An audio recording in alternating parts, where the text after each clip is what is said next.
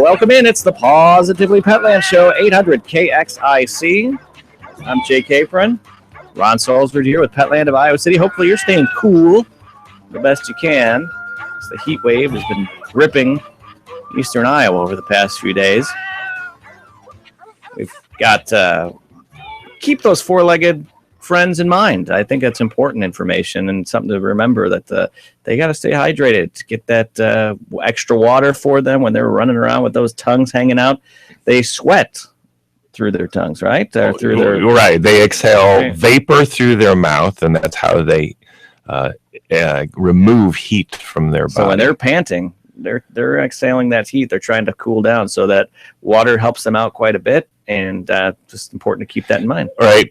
Yeah, and that is extremely important. So keep water out there to keep those dogs hydrated, because they actually, in the more humid temperatures like what we're in today, have to exude, that's the best word I can come up with, get out more humidity from their body in order to dissipate the same amount of heat. There's some science behind that.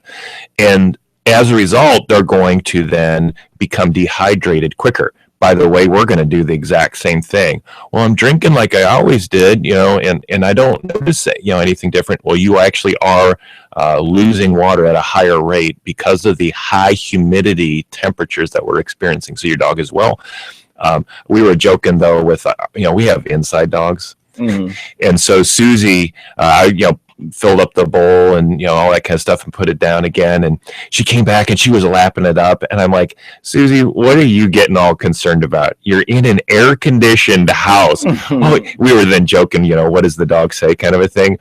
And well, it's very hot and humid out there, and I need to stay hydrated. And I'm like, Susie, you're such a spoiled dog. Yeah, you don't know what it's like. Some of the outdoor dogs and dogs in the wild, they have to deal with it all the time. Yeah, low activity now in the woods. Pampered pooch. She definitely is, along with her sister, Callie. Yes, Callie and Susie, very pampered. I do like to also remind people when it gets like this too, because I had a personal experience. I had a friend who felt horrible. He loved his lab, but injured his lab without realizing it by running outside when it was hot out, and it burned his paws. Oh, wow. Yeah, in hindsight, he was kicking himself. He realized he shouldn't have been, but part of his run took him on some blacktop, and it didn't take very long on a hot day that they actually singed his paws, and he had to wrap them, and he just said he felt horrible about doing it. But I was like, that's one of those things that maybe you wouldn't think about. But I guess runners probably keep that in mind when they have their dog. But just something to throw out there. I haven't thought of that because we're not on that blacktop type pavement. Is there any indications he got?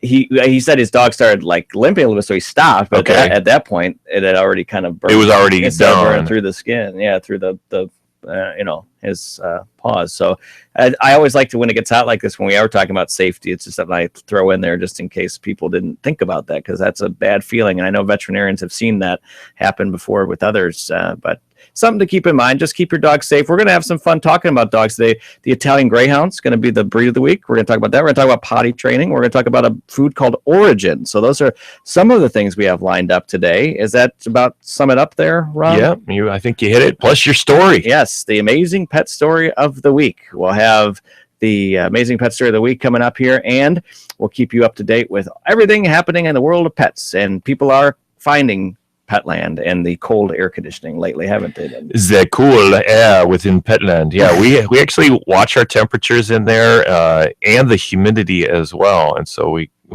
monitor and control it very well. We did have a little snafu with the air conditioner, like I think a lot of people have in these hot temperatures.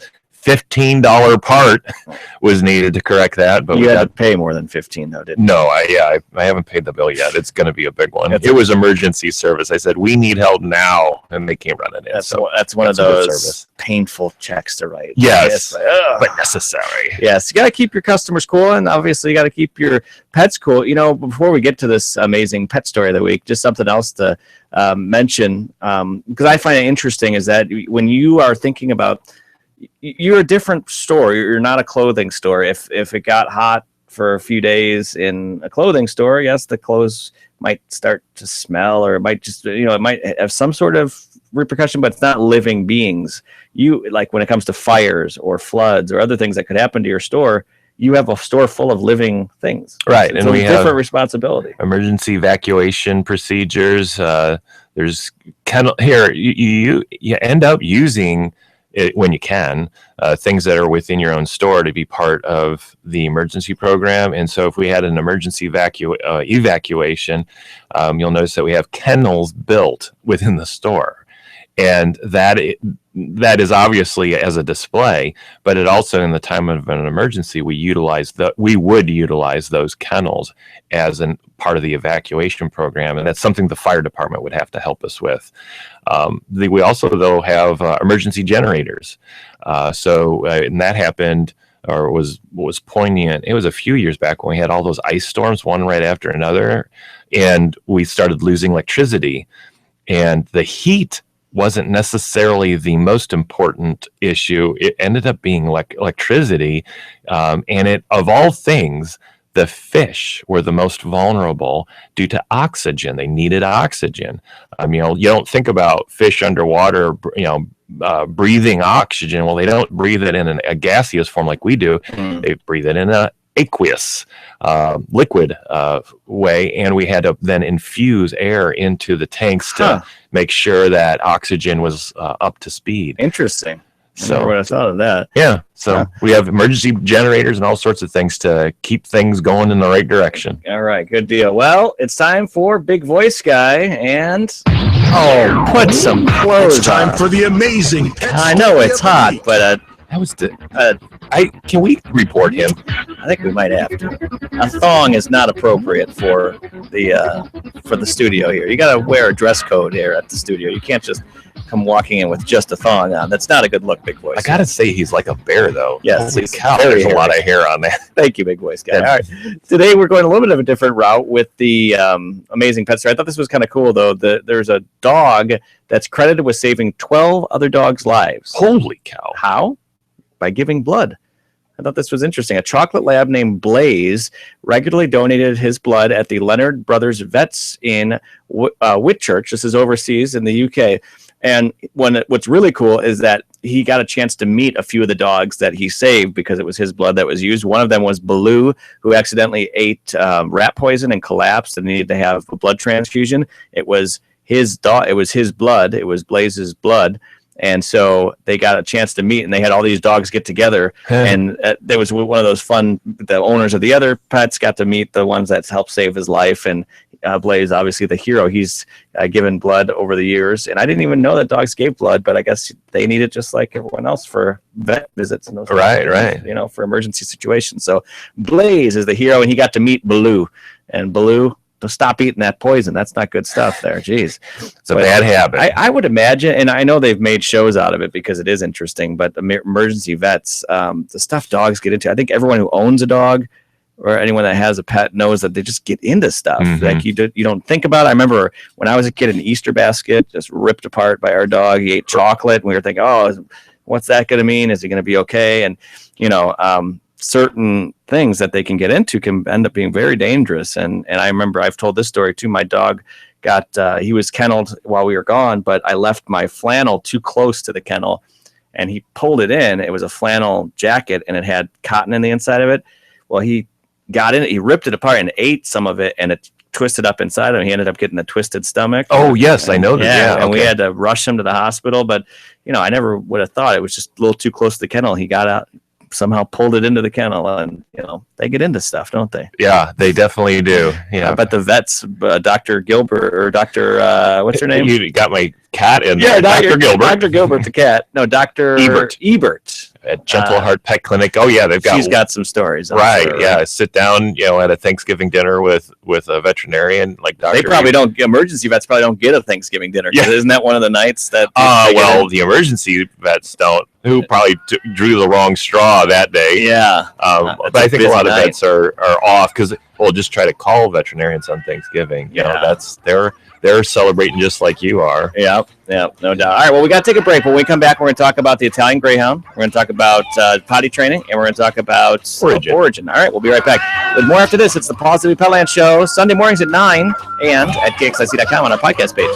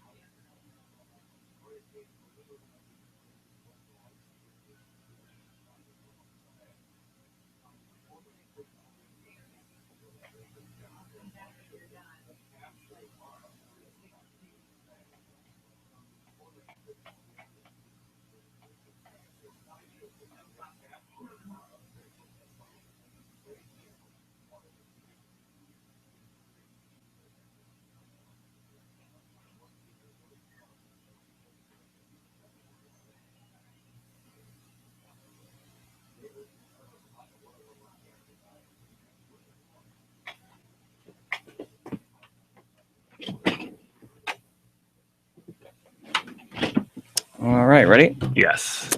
In 3, 2. We're going to do the commercial. Oh, yeah. I forgot about that. Let's do that now.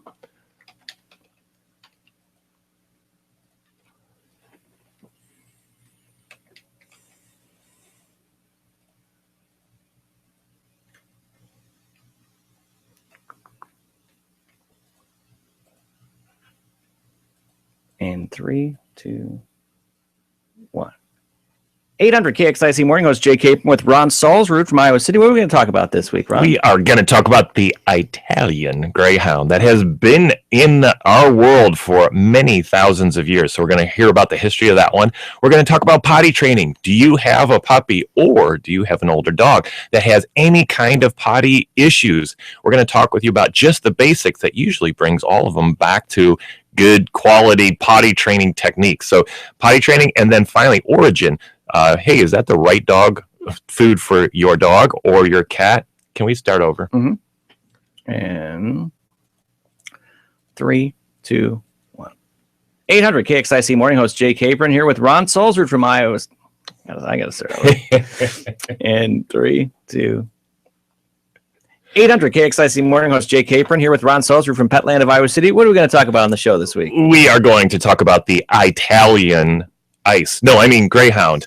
We need some ice in this weather. The Italian Greyhound. Is that the right breed for you? It is a wonderful breed that you will just come to love. So we're going to talk about that one. We're going to talk about potty training. Is your dog having a little bit of issue on that? Or do you have a new puppy? We're going to talk about basics of potty training. And then we're going to move into Orijen. Is that the right dog food for your dog? Really high quality food that you're going to want to hear about. Positively Petland show Sunday mornings at 9 on KXIC. All right. That'll do it. In 3, 2, 1, go. Welcome back. It's the Positively Petland Show, 800 KXIC, Iowa City. I'm Jay Capen. We have Ron Salzrud here. We're talking about pets. That's what we do here for the Positively Petland Show. And we've made it to the breed of the week, which is the Italian Greyhound. Ron, tell us about it. So I don't know. Italy. Yeah, but it's more complicated than that. Tell me why. All right.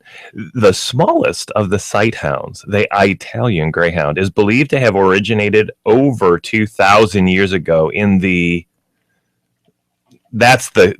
the answer, Mediterranean countries. So yeah, it goes beyond Italy there. A belief based on depictions of miniature greyhound type dogs in the early artwork of the region and on archaeological discovery of small greyhound skeletons. So they go way, way back. And I know even some people look at some of those things in Egypt and say, is that kind of an Italian Greyhound? It's a morph of something, but it has some of those aspects to it. So by the Middle Ages, the breed was found throughout Southern Europe. Okay, there's the Italy coming back. And in the 16th century became a favorite of Italian nobility, who greatly prized miniature dogs and named them Piccolo Levero Italiana, or Italian Greyhound. Spreading throughout Europe, the Italian Greyhound arrived in England in the 17th century. So some really interesting history of how that dog, was migrating and all that kind of stuff, but in that general area. First registered with the AKC back in 1886. A few Italian Greyhounds appeared in U.S. dog shows that year. In fact, by the end of World War I, numbers and quality were strong enough in America to send stock over for new starts in England, where the breed had become almost extinct. The Italian Greyhound Club of America was formed in 1954. So that's a little bit of the history. Okay, so is the Italian Greyhound right for you? Clearly possessing the physique of a running breed, the Italian Greyhound hounds are true miniature sight hounds. Whether these handsome, streamlined dogs are created to hunt small animals or just to be loved and decorative household pets is not definitely known, but the Italian Greyhound decidedly have the instinct to run, chase after small creatures. I always say, yeah, Italian Greyhounds definitely will run fast in a good straight line for a short period of time. They tend to get worn out. But here, let's go see if we can get into their behaviors. They have the ability to shift quickly between their extreme affectionate nature with their humans and the urge to go after something that catches their eye. So you know what? It's a little bit not in the same boat though as a dachshund. A dachshund will be all about exercise and all that kind of stuff, and whoo, I'm done with that. Hey, you want to go sit on the couch? You know, kind of a thing. And the Italian Greyhound falls into that as well. Early socialization is a must for this little dog. Why do you think? What do you think? Early socialization? Yeah, on an Italian Greyhound. It is not because it's an angry dog. No, I wouldn't think so. No, it's to fully develop his personality or her, and to keep the puppies from becoming fearful or shy. Oh, too shy. Yeah, so you want to socialize them. It's in the opposite direction. So are you that kind of a person that just says, I want affection, affection, affection? The Italian Greyhound is right up your alley. Italian Greyhounds are active and athletic, so the new owner should not be looking for a 24/7 couch potato. The best owner for this breed is someone with time and energy to devote to interacting with his or her dog, both in the home and away from it. I always find with training dogs, when you train them in the house and then you go someplace else, you have to retrain them again because they think that whatever you're doing applies only in the house. Right. It's party time once you go. Yeah. Now all bets are off. But they're very easy to retrain somewhere else, though. That's the nice part. Italian Greyhounds are bright and imaginative, but like most hounds, can be stubborn. I think, again, that's where I can relate it to the dachshund. They're slow, a little bit slow on the learning, and I wouldn't call that a bad thing at all, because once they learn it, though, it's locked in. Our dachshund was slow to learn for sure, and I'm talking, days and weeks as opposed to hours. That kind of slow. But then once she got it, man, she just is right in line. When I say, here, all I have to do now, I went from Kelly come, and she would come trotting over. I just snap my fingers and she comes running, kind of a thing. So she gets it and it's locked in when they do. A good owner will love them for their innate charm and charismatic nature, as well as for their foibles. For their what? Foibles. It sounds like something from a cartoon. So that's a little bit about the Italian Greyhound and what it's all about. So it is a smaller breed. It is short hair. It is shedding. And so if you're concerned, about shedding and all that kind of stuff, this might not be the right breed for you. However, it is a smaller dog. I did have a lady, this is a while ago, that had allergy issues, and she played with the Italian Greyhound, and in the store she was fine. I don't know if she played with it long enough, though, to really get a sense of how was her allergies, but she didn't have any flare-up. Next morning, she called and said, oh my gosh, I've got allergies and it's going. And she was just panicked because she really had fallen in love with that dog. And in this case, I said, I think you might be more allergic to the dog that was in the kennel with the Italian Greyhound. And I said, wash that dog 5 times. I mean, lather up, rinse down thoroughly. Lather up, rinse down thoroughly. Do that 5 times. And I go, see how that helps you. She called back. It was about 6 hours later, and she goes, solution implemented, done. I am fine. This is all good now. And so if you have allergy symptoms, I think the Italian Greyhound is kind of fitting in your bailiwick. You got to see if it works. But also keeping them bathed once a week will keep things in check for most people as well. So it's a shedding dog. Like we said, why do I like a shedding dog on a small breed? Because they're low maintenance. If you are one of those that said, hey, I like the Bichon Frise because it's a non-shedding dog, and that's a lot less maintenance because I don't have to clean up that fur and stuff. I'm telling you that you want to rethink that a little bit. That Bichon or those non-shedding breeds are going to require combing. They're going to require grooming. Not only that, once a month, once every 3 months, go to the groomer, get a cut kind of thing. But I found with our little sassy Susie at home, now multi-poo, I've got to cut the hair around her eyes because they grow, get into her eyes, irritate it. So I'm trimming those. A little paw trim from time to time in between the groomings. You got to brush them out. Kind of thing. We keep Susie generally a tighter, shorter cut because you got to blow dry it then, so you're using the conditioners and all that kind of stuff. Now you got to get the blow dryer out. And so there's more maintenance in those non-shedding dogs. This Italian Greyhound is a shedding dog, but it's really tiny, just like our dachshund at home, Callie, and we really don't notice that fur around the house at all. You only notice it when you give her a bath. You go, oh, there is some fur that comes off here. So that is a really huge plus for the Italian Greyhound. Beautiful dog, too. Very unique looking. It's just, picture a big Greyhound, but in a very small size, and that is the Italian Greyhound. Yeah, they're beautiful dogs and quick in spurts, like you said, right? Mm-hmm. But great dog, and you can learn more about those or other breeds at Petland of Iowa City. And, of course, you can always learn about potty training. That's where we're headed next. And this conversation came up because a friend of ours recently did get a new puppy, and she was talking about how she didn't really know what to do for the potty training part. She was going to talk to one of your counselors. I'm sure she did. But it reminded me that maybe we should revisit it here on the show just to talk about it and make sure that anyone who received a new dog or bought a new dog or has a new member of the family or a dog that needs to be retrained a bit to kind of go through some of the steps to get that dog to stop peeing on the carpet, basically. Yeah, I had a wonderful time with Beth when she was in the store. She was getting the puppy. It was really one of those fulfilling a dream type situations where Beth was calling me and texting me and Facebooking me and all sorts of stuff. Beth, she's aggressive on all that. But we finally found exactly what she was looking for. It was a little different. You know how I say 70% of the people come in going, I want this specifically, but walk out with something different. Beth actually falls into that. She was looking for a miniature poodle. She wanted a chocolate to slightly red color. She showed me pictures of exactly what she wanted. And I said, boy, Beth, that's going to be a tough one to find. I'm going to be honest with you, I don't see that often.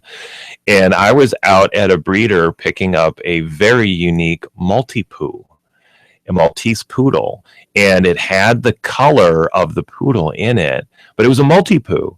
And as soon as I saw it, I went, Beth, this is you. This is exactly what you want.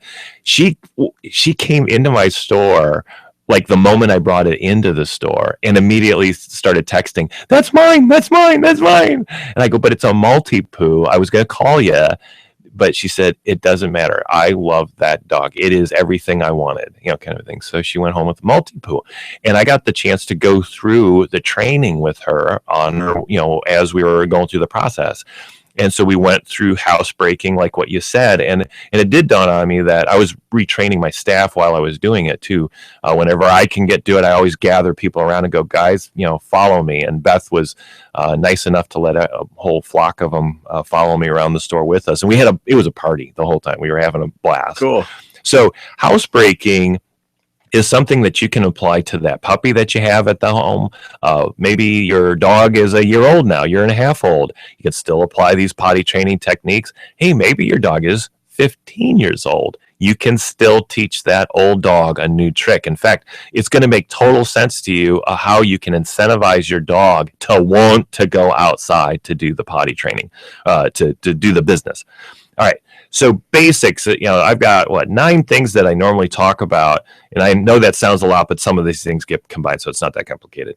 The first step is realize you want to establish patterns in your home. No matter what your schedule is, you need to do it on a regular basis. So if you go to work, that's a pattern. And so the dog needs to start understanding how to work with that pattern. Whether you're gone 4 hours or 8 hours, you might even have to adjust a little bit of what you do with your dog in order to allow the dog to hold it for that long. So let's say your dog has the small bladder kind of a thing. Well, maybe cutting the water half an hour before you go or more, so that they can expel some of that liquid out and now have an empty bladder, which would allow them to get through that time. So your patterns over this first 24 hours are going to be critical for that dog to understand. Hey, guess what? Us parents out there, we had to figure out that same thing for our children.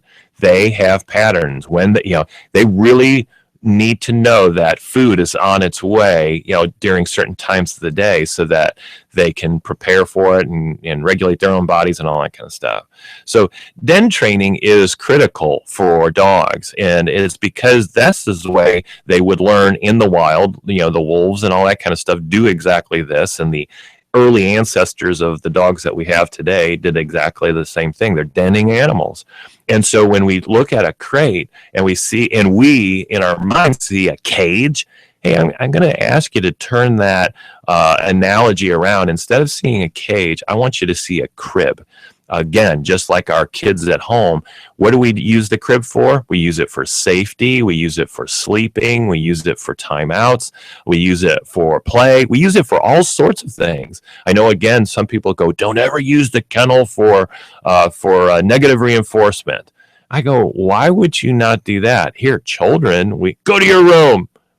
Do they not like their room? Where did we get that one from? I don't quite understand why we think that that's a bad thing if we say, hey, time out, go to the kennel. My dogs have had that for their entire life. If they bark when the guest comes over, I go, all right, time to go in the kennel. And they walk back there, and I do it that gently.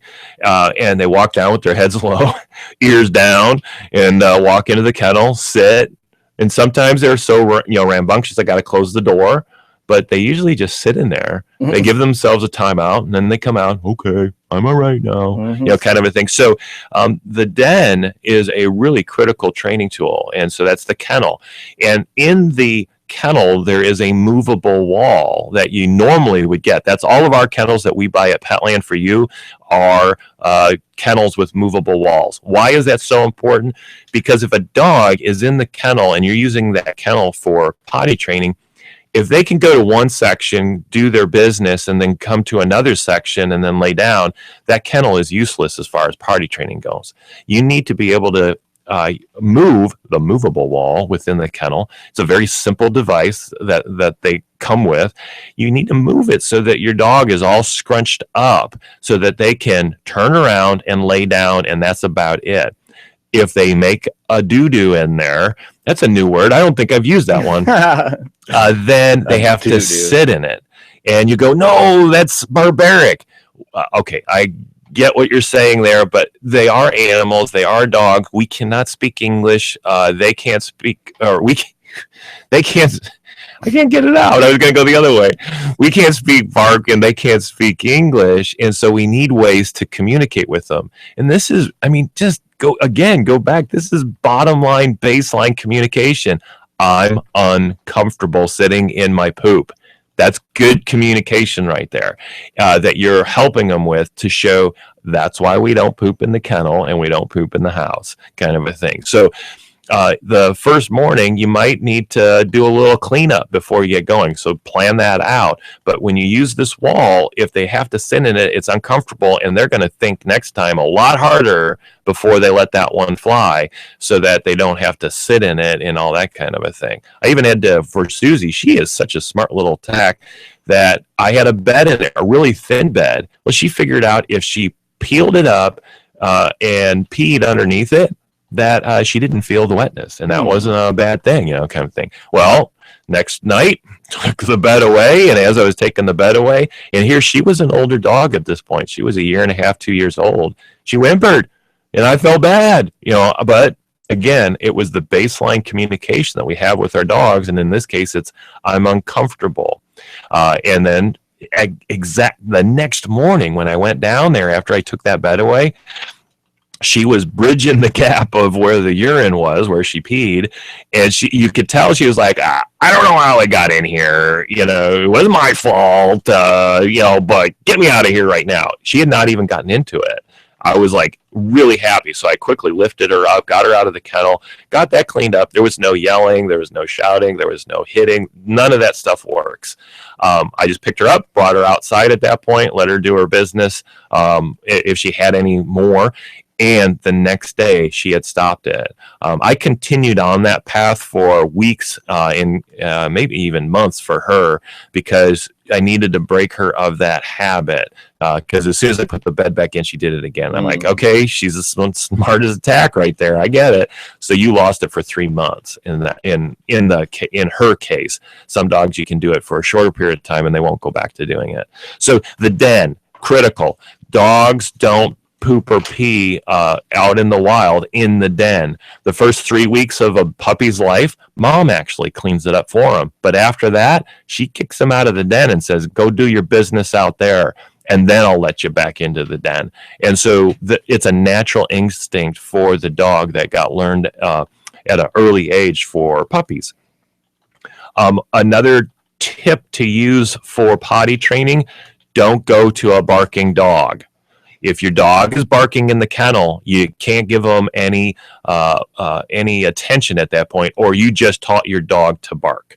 So if your dog is barking right now and you're like, well, I got to get in there, I got to get them out, because we're going to go about what do you do when you get there, you have to wait till they stop barking. And if you have a tenacious barker, wait for a 10-second break and rush in there before they start barking. Callie, my other dog, actually got into this mode where she was barking a lot. Well, when she was barking, we wouldn't go back in there.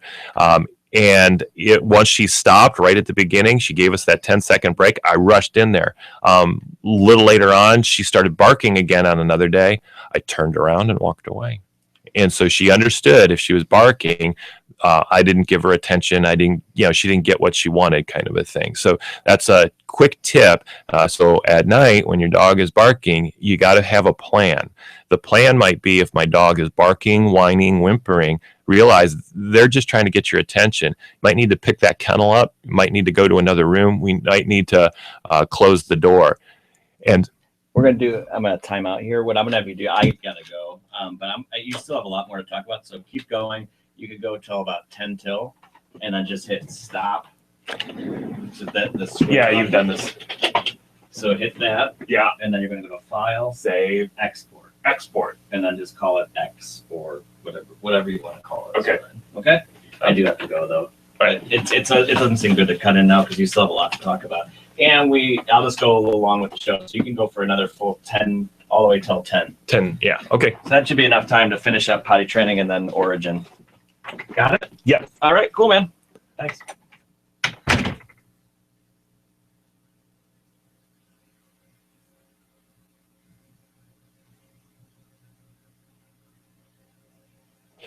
All right, so that's the barking side of things. Don't go to a barking dog, and you might need to be creative in what you do with that kennel. As far as we took it to the room, closed the doors, and closed our doors.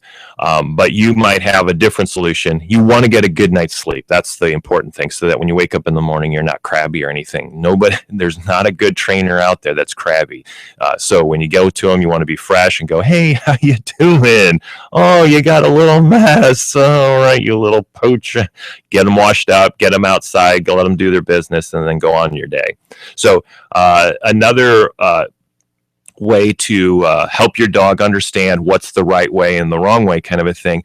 This is positive reinforcement is with a treat. the number one way to communicate with your dog is through food. I know for the guys out here, we're in that same boat. So food is the number one way you can say, good dog, good dog.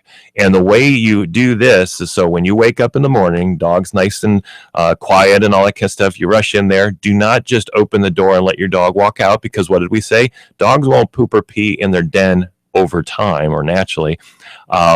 But they will when they get out of the den, right when they get out of the den. So you don't want to have accidents in your house at this point. So you're going to lift up your dog. You're going to walk out the door, put them down where they're doing their business. You want them to do their business, and they'll get to it. You puppy owners out there, you'll find this is the cutest little time, because you're going to pick up that puppy. You're going to go outside. You're going to put them down, and they're going to like just jump all over your feet. And it's just a puppy characteristic that's really cute. But then all of a sudden, they're going to get wiggly and they're going to go start doing their business and stuff. When they're doing that, I want you to have a treat at the ready. So you might have that all set up before you even go to bed at night. Have that treat ready, the package is there by the door or whatever. And you're going to take just a simple small treat. We have these little gimmies that we use in the store and that our customers use. And it's a small little soft treat. While they're doing their business, so I mean, they're still peeing, I want you to take that treat and put it right to their nose and allow them to lick it and have it. And when they're done, you just release it and let them eat it. The same thing if they're pooping. So you might need 2 treats out there while you're doing it.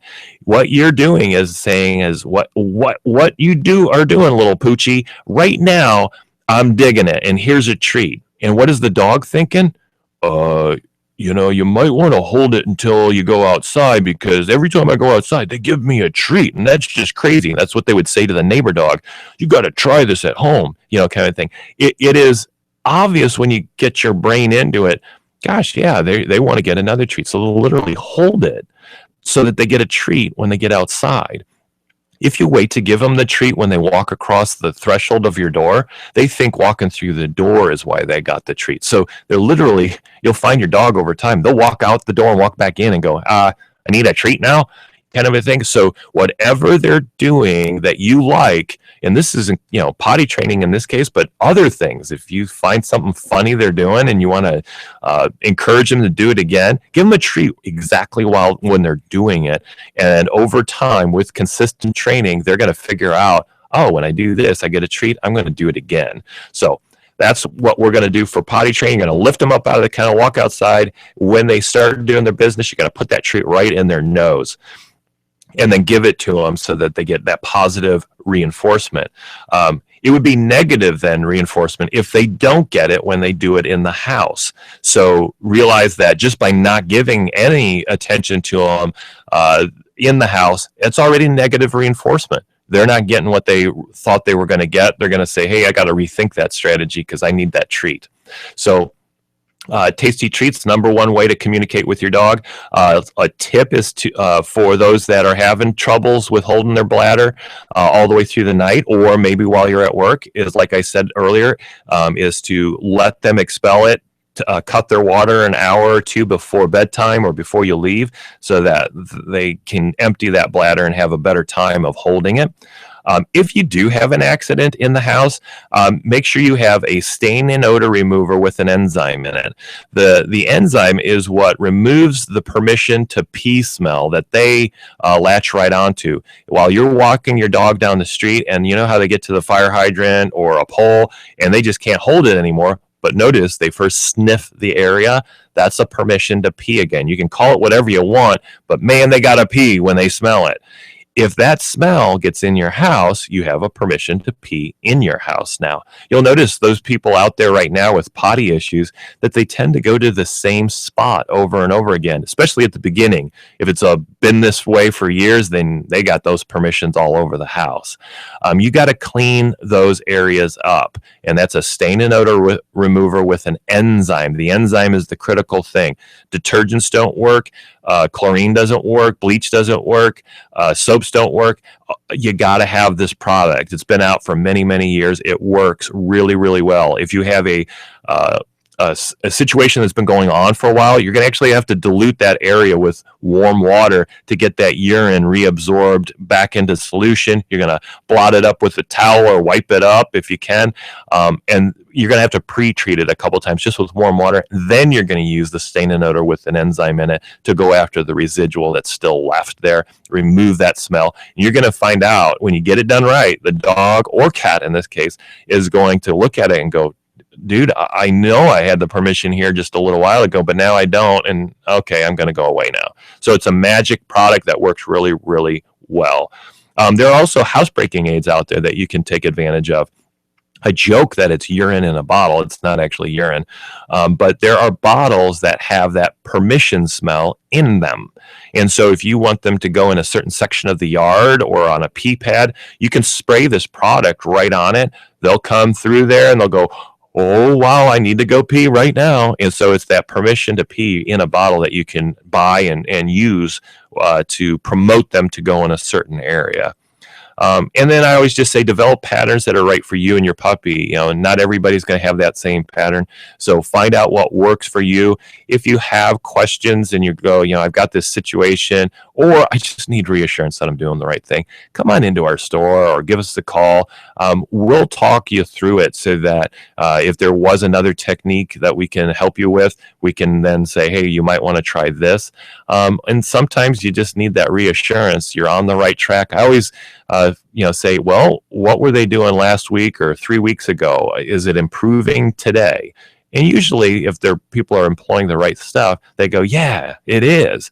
And then I go, okay, stay the course. It just takes time. Just like people and babies and kids take time to learn things, your dog is going to take time to learn things as well. So that's potty training in a nutshell there. I wanted to talk about Orijen, both for cats and dogs. We went through the ingredient label last week on Orijen and found out that I think we had to go 15 or 16 ingredients in before we got to something that was not a protein. And the first thing that came up after that was whole green peas, which is a great starch, and I believe that has some fibrous products in it too. So, they still continue to. Orijen has a great ingredient list, very unique, something I don't see in most dog foods. They have such a great diversity of proteins within one bag. Normally you get 2 ingredients in and they're already onto a grain. This one's 16 until you get into it. Some other highlights of their dog and cat foods, with 38% richly nourishing protein. That's a pretty high protein source, but it's a very diverse, and limited to 20% low glycemic carbohydrates. Oh, this is getting complicated. To nourish your dogs of all life stages according to evolutionary and biological needs. So what they're saying is somebody pointed out, hey, the Bichon has not been around that long, that when they bring these things out. But what they're talking about is they're looking at dogs in the wild. What do? We do know that dogs eat grains. So when you see that grain-free thing, realize dogs do eat grains. So that is a part of their diet and everything. But they're saying in this case that for Orijen, it's high in the protein source because that's what they've found is important. Free of rendered poultry meals. 1/3 of the meats are from dehydrated chicken and turkey. They're air dried at low temperatures from fresh meat for a concentrated source of nourishing your protein. They're getting into that their meals are not cooked. When you read that there is chicken meal tends to mean it was cooked, and this is good stuff here. This isn't even a bad thing. Cooked, and if you see it on the ingredient list, that means that they're taking the cooked weight, which is also good. That means it's 300% more concentrated than if it wasn't cooked. Think of when you go to get a quarter pounder burger. It's not a quarter pound when you eat it. It was a quarter pound prior to eating it. A lot of that went away, and it was everything from moisture and some fats. So meal is a really good thing. They're saying, hey, we didn't cook it. We dried it. So it's got a lot of the natural products of meat still preserved within it, and this is great for your dog. So again, a really cool way of doing things for Orijen. Unmatched by any other food. 2/3 of the meats are fresh, refrigerated without preservatives, or raw.